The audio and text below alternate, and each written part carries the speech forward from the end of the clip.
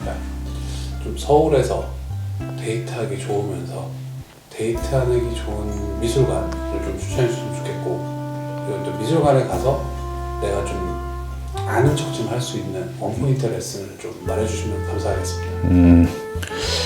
그게 참 취향이 다양하기도 하고 이렇게 미술관에서 좀 재밌는 관점이긴 한데, 한번 얘기를 해보면 데이트하기 좋은 미술관이 있는 것 같아요. 서울 기준으로 근교에 과천 국립현대미술관을 저는 권해드리는 편이에요. 지금 날씨가 따뜻해지니까 사실 겨울에는 별로 권해드리고 싶지 않아요. 또 가는 길이 워낙 춥기 때문에. 과천 국립현대미술관은 일단 서울대공원이랑 같이 밀접하게 있고, 또 가는 길 자체가 걸어가는 걸 좀 권해드리는데, 코끼리 열차나 리프트를 타고 들어가는 방법도 있지만, 걸어가면 벚꽃도 피어있고 중간중간 동물원의 그 동물들도 좀 볼 수 있고, 또 강도 있고 호수도 있고 뭐 이렇기 때문에 대화를 많이 하면서 어느 순간 이제 미술관이 나타나는 그런 풍경이 또 아름다운 미술관이기 때문에 일단 좀 걷기 좋은 미술관으로 좀 권해드리고 싶고요. 또 안쪽에도 들어가면 바로 미술관이 나타나는 게 아니라 그 야외 조각공원도 있어요. 그래서 다양한 형태의 조각도 보고, 사진, 요즘 데이트에서 중요한 게 사진이잖아요. 그래서 그 조각 같은 경우에는 사진을 놓고 찍을 수 있는 그 포토존으로서도 훌륭하기 때문에, 그래서 사진도 좀 찍으시고, 또 안에 들어가면 한국의 유명한 현대미술, 또 근현대미술들이 전시되어 있기 때문에 안쪽에서 미술 작품도 보고, 또 나와서 서울랜드라던가 서울대공원이라던가 다른 놀이 공간하고도 또 이어지기 때문에 데이트 코스로는 완벽한 코스가 아닐까 이렇게 생각을 해보고요.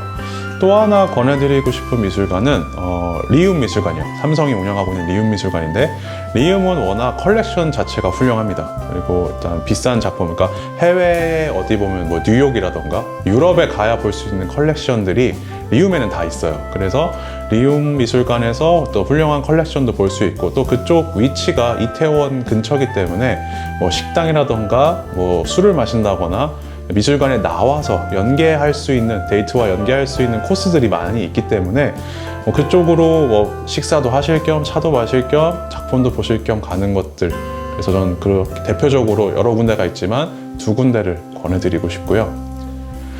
그러면 아까 두 번째 질문하셨던 좀 데이트하면서 조금 있어 보이게 보이는 방법? 아니면 뭐 거기서 같이 가신 분에게 좀 멋있게 보일 수 있는 멘트 같은 것들을 좀 알려드리면 좋을 것 같은데, 사실 그게 뭐 전문적인 단어라던가 이런 것들을 말한다고 있어 보이는 게 아니에요. 뭐 전문적인 단어를 원하시면 예를 들어서 국립현대미술관을 간다고 치면, 국립현대미술관은 말 그대로 현대미술 작품들이 있는 곳이에요. 그래서 작품들이 생각처럼 편안한 작품들이 많이 없습니다. 예를 들어서 미술관이 아예 처음이시라면 이것도 미술 작품이야? 싶을 정도의 작품들이 굉장히 많아요. 미술만 있는 게 아니라 뭐 이상한 철사 같은 걸 막 꼬아놨다거나, 아니면 폐기물 같은 것들을 막 모아놔서 막 작품으로 만들어 놓은 경우도 있단 말이에요. 이제 그런 것들에 대해서 정보가 없으면 굉장히 불편하고, 이걸 어디서 어떻게부터 봐야 되지? 그리고 같이 가신 분한테도 미술관에서 뭔가 되게 예쁜 걸 보여드리고 싶은데 이게 기괴하고 조금 막 이상한 것들이 있기 때문에 조금 데이트의 의도가 반대로 갈 수 있거든요. 그럴 때는 이제 몇 가지 단어를 저는 활용하라고 말씀드려요. 뭐 저가 아는 형이라던가 아는 동생들한테 형, 저 미술관 가야 되는데 어떤 멘트를 해야 돼요? 라고 알려드리는 게 있는데, 일단 좀 재밌는 멘트긴 한데 있어 보이는 외국말을 쓰는 게 좀 좋아요. 앞에 가면. 그러니까 아까 보면 이렇게 좀 이상한 작품들이 있어요. 보통 이상한 작품이라는 것들이 현대미술에서 약간 잔인한 것들을 다루거나, 좀 다시 말하면 좀 혐오스러운 그런 외형을 가진 작품들이 있어요. 그러면 가면 이거 너무 잔인해 뭐 이런 것보다 이렇게 얘기하면 좋습니다. 이거 조금 그로테스크한데? 네, 그러니까 현대미술, 그러니까 그로테스크나 잔인하다나 똑같은 말이긴 한데, 약간 이런 그로테스크하다, 뭐 좀 뭐 아방가르드하다, 이런 단어들이 현대미술에 대해서 어느 정도 좀 지식이 있구나, 같은 말인데 그 단어를 조금 섞어주면서 얘가 어느 정도 이런 쪽에 관심이 있구나 정도를 알 수 있을 것 같기도 하고, 또는 그래도 잘 모르겠다 그러면 가장 색깔이 예쁘거나 가장 알락달락하거나 가장 큰 작품으로 가시는 게 좋습니다. 그럼 거기 가면 작품을 막 이렇게 해석하고 보려고 하지 마시고, 일단 앞에서 같이 간 분과 사진을 찍으세요.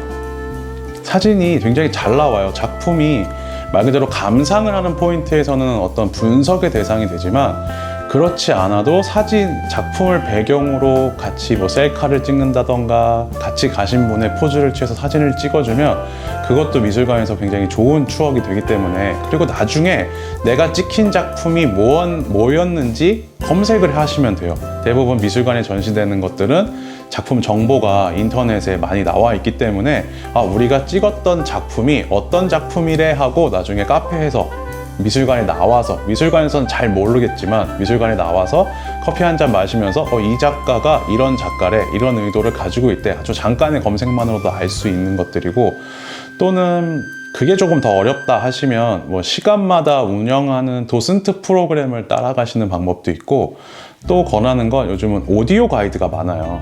근데 오디오 가이드를 그냥 하나만 빌리세요.